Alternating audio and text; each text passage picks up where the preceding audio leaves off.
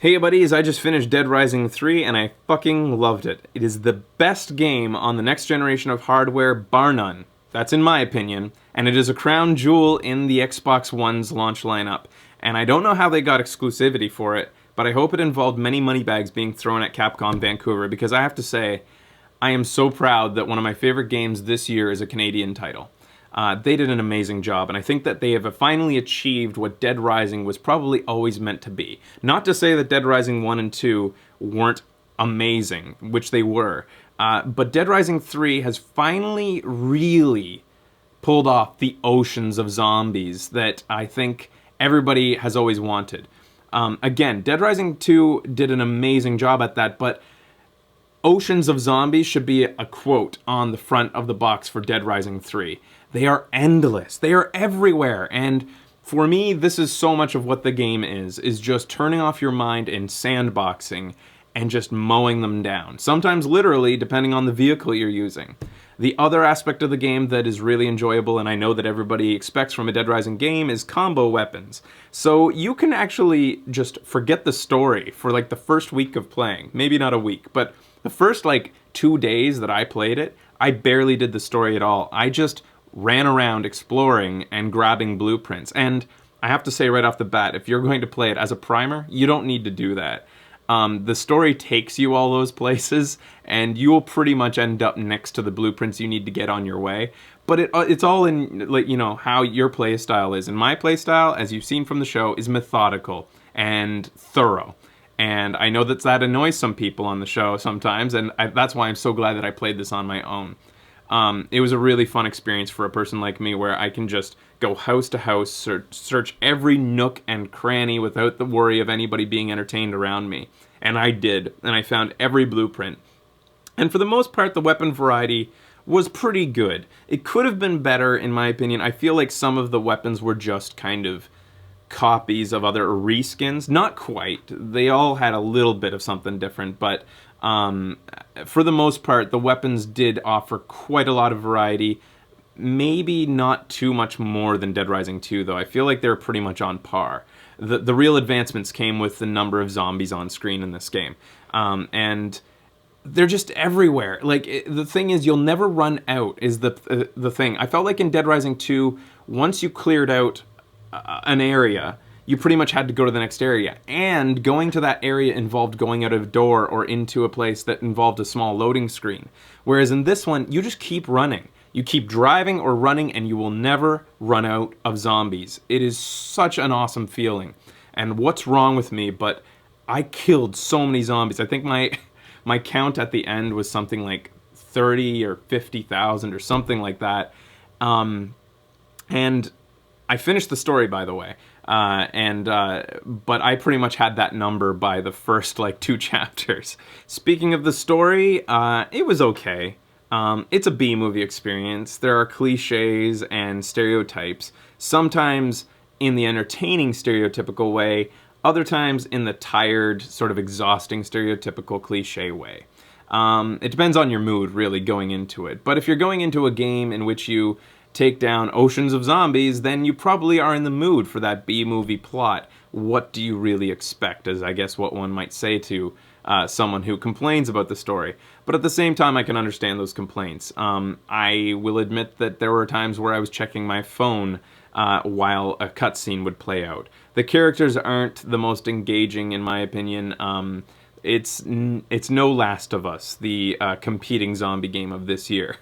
Definitely not. There's no real character growth. I think that Nick, the protagonist, is not as good as Chuck Green, and like I said before in my first impressions, that may be because I felt like Chuck Green had more of a motivation, or you could more easily identify with his motivation to save his daughter, whereas Nick seems to just be an aimless, he's literally an orphan who doesn't really have much of a purpose, besides that he is just an altruist, which is what probably draws you to him. He is a really sort of naive, hard on his sleeve type, I just want to help everybody type guy. He kind of reminds me, actually, of Adventure Time's Finn. No matter what he's doing, he wants to help. Not in the Grand Theft Auto kind of protagonist sort of like, well, you told me to do it, I guess I'm gonna do it, because that's what I do. More of like, you got a problem? Oh, let's find out how to solve it. Sort of. And it's kind of adorable sometimes. Other times it makes no freaking sense why he's like this. But I think it was he was an okay character to play as. He felt a little bland at the beginning, and he gets a little deeper as you go along, and you realize that he has a bit more of a personality. As far as the development of other characters in the game, you're not going to see a lot of that, and that's mainly because they are restricted to the cutscenes that appear at the beginning and end of each chapter, and maybe a couple in between. I thought that based on the CG trailer in which you saw Nick interacting with Annie, the girl with the sort of hood and the punky look and the haircut and all the doodads that the teens have these days, she's a cool character, but you see very little of her. I thought that she might be almost an Elizabeth type of companion based on that trailer. She is not. The people that accompany you through the game are people that you save, just like in the previous Dead Rising, that you save through side quests who will then follow you, and you can actually beckon at safe houses. They will just suddenly materialize whenever you need them. They can die, but it seems as though they regenerate at the end of each chapter. And you can upgrade how many. You can have almost, I think, up to 5 with you at any given time once you have upgraded your abilities to that point to have a large party, which is pretty cool too. They range everywhere from useless to semi-useful in my experience. They depends on what weapon you give them. Back to Annie. You may have predicted that she would be something of a love interest to Nick. You would have predicted right. What I did not predict was how atypical the development of their relationship would be. And I don't want to spoil much about that, but it does impress me with how believable it felt. It wasn't like what you would expect from sort of an action movie or game, in which, the hero is heroic and then, passionately kisses her. I was impressed with how they sort of stuck to how Nick is as a character as they started to get to know each other. And I'd say that I wish that they had concentrated on that a little bit more, which I am surprised that I wished for, because, so many stories now hinge upon the romantic development between two characters, and maybe I am glad that they didn't spend too much time on it, because that is sort of, again, atypical, which contrasts specifically what the rest of the game is like. But the story, as it continues, again, I'm not going to say that it was bad, I'm not going to say that it was amazing, but it was there, sort of in the background to my zombie slaying. And it didn't offend me. In the words of Louis C.K., it didn't make me come, but it's not a portal to hell. We've been saying that a lot lately. It's one of our favorite quotes. All right, moving on from that, though, well, just to wrap up, though, the story does have some awesome reveals in it, though, for fans of the Dead Rising series. You are going to be very excited about some particular plot points, and I'm not going to say any more than that. But give it a play.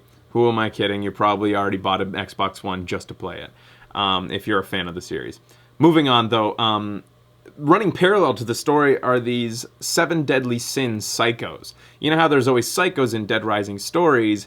Well, this time, they all represent the 7 deadly sins. And you've got, I think this is where the real crazy stereotypes come in, and it makes sense, because if anything is to be the true B-movie plot of the game, it is it's the string of psychos, because it really feels zombie movie-like. Each one, as you've seen from the previous games, has their own attributes and their own unique, reason for becoming psycho, and then that also becomes their asset in their battle with the hero. One of my favorites was Gluttony. She was so... it's funny. I say favorites. Like I said before, it depends on the mood you're in. So she's very fat, and she's on sort of a scooter. And the reason it's funny is, I guess, because of just how horrible and awful it is. On the other hand, it is about as offensive as my fat person voice is that I do on the show. Well, people talk like this, because if you've got an overweight problem, you must be a disgusting slob. Which isn't true at all. But it is a stereotype, and sometimes we're in the mood for those. And again, if you're playing Dead Rising 3, you probably are. That particular boss battle is hilarious. One of her abilities is vomiting in a circle as she does like sort of a pop-a wheelie on her disability scooter. Again, I just feel like a horrible person saying all these things that it was that was a highlight to me. But at the same time, there was a part of me that was just groaning and was just like, "Ugh, God, this is just." But again, the mood that you are in. And that's what this game is all about. It's for appealing to that certain mood that you might be in. And it's such an easy game to sort of pick up and play. Even though I think I beelined it in a week, I feel like I could also peter this out over the course of a couple months because all the moves are the same. Like every game is X or Y. I mean, every weapon is X or Y, and then Y and B occasionally. And that's okay because, you can switch up the way that you play in different ways and different combinations of how you do that. The point is that you can pick this up and play it again without having lost all of the combos in your mind or anything like that. And that's an asset to a game that should be as relaxing as this one is. And it's funny because that's what Dead Rising is. It's relaxing. The zombies are not difficult. The challenge comes from the nightmare mode, which I think I'm going to eventually jump into. So I've been speaking about story mode, and that's a big difference between the old Dead Risings and this one, is that story mode is forgiving and gives you lots of time to do what you need to do, collect things and look for things and do the story. Now, in the previous Dead Rising, I always felt like I could barely get enough done. By the time I figured out how to get to an item that I wanted to get to, I had just lost 2 of my side plot quests or whatever because time had run out for those. You were always working against the clock to get back and give Zombrex to your daughter, and that was stressful.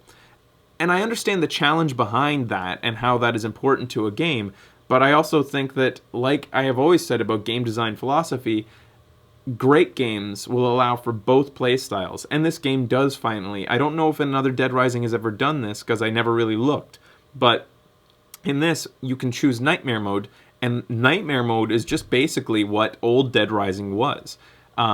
Very limited time. I haven't jumped into it, but this is from the description. It limits your time and makes you be efficient with what side quests you choose, and from what I can imagine, you actually can't do all of them, and you really gotta think on your feet and collect your weapons instead of having unlimited time to go get the best weapons and then destroy the boss battles. You're going to have to pick up what you see as you go because you have to always be on the move. Again, I have not jumped into Nightmare Mode yet, but that's how I imagine it plays out. Correct me if I'm wrong on that, but I hope that's how it is. But it's where the challenge lies, and that's what's important, is that they've separated the hardcore player from the guy who just wants to go in and relax after a long day at work, which is funny for me to say since this is work. But anyways, I like that they've made that change. A change that I don't like from previous Dead Risings is local co-op is gone. And that's a shame, because I've always loved local co-op. It's what I grew up with. You know that our show is all about couch co-op, and it's a trend that I think is maybe not disturbing or outraging. It's one that I understand, but it does make me sad. I understand why they did it. Games don't want to sacrifice frame rate, especially one that had so many problems with frame rate, and that's actually a topic I'm glad I remembered. The frame rate issues. They are there. They are definitely there, especially as the game goes onward and the hordes of zombies get bigger. There are points where it actually is a little bit gameplay debilitating, and that is a bad thing. And I'm really conflicted about this, because on one hand, I'm glad they didn't make any sacrifices with the size of the zombie crowds. If this was absolutely necessary, the frame rate reductions, they are few and far between, but when they do happen, they are definitely noticeable. If they were necessary to have those frame rate issues in order to keep if it meant making the zombie hordes smaller in order to get rid of them, I probably wouldn't want that. I can live with these frame rate issues. Now, if the frame rate issues are because of limitations of the Xbox One, which I can't say, but we do know those exist. The especially with video RAM specifically, with the Xbox One, the developers are, maybe it's going to take some time maybe for developers to find the unique way that they have to code specifically for the Xbox One. I look forward to that because, and like I said during my first impressions, I hope that a patch in this day and age where patches can fix bugs, I hope that they can also be used to, even if frame rate issues might not be considered a bug, to improve a game. And maybe they can patch it and make it more efficient down the road.